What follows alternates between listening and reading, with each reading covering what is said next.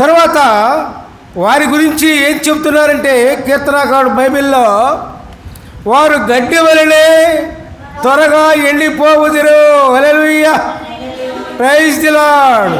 పచ్చని కూర వలనే వాడిపోదురు. చూశారండి, ఎంత ధనధాన్యాలు ఉంటే మాత్రమేంది, ఎంత గొప్పగా జీవిస్తే మాత్రమేంది, వాళ్ళ జీవితం ఎట్లా ఉంటుందంటే చివరికి ఎట్లా ఉంటుంది?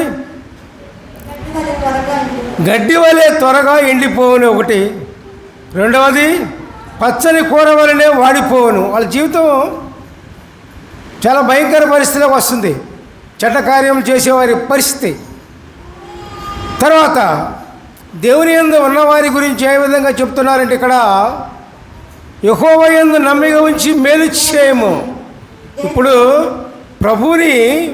ప్రభునందు విశ్వాసం ఉంచేవారు మేలే చేయాలి కానీ కీడు మాత్రం చేయకూడదు. పిల్లారా, మేలు చేయటం చేతకాలదు అనుకో, నువ్వు మానేసేయి, ఏం చేయకుండా మెదలకుండా ఊరుకో. అర్థమైందా?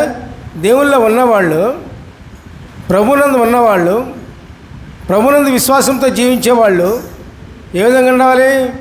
మేలు చేయటం చేతకాపోయినా కీడు మాత్రం చేయొద్దు. కనీస ధర్మం అది. అర్థమైందిగా? యెహోవా యందు నమ్మిక ఉంచి మేలు చేయమని బైబిల్ చెబుతూ ఉంది. మేలు చేయటం చేత కాకపోతే కీడు మాత్రం చేయొద్దు. దేవునికి స్తోత్రం. హల్లెలూయా, ప్రైజ్ ది లార్డ్.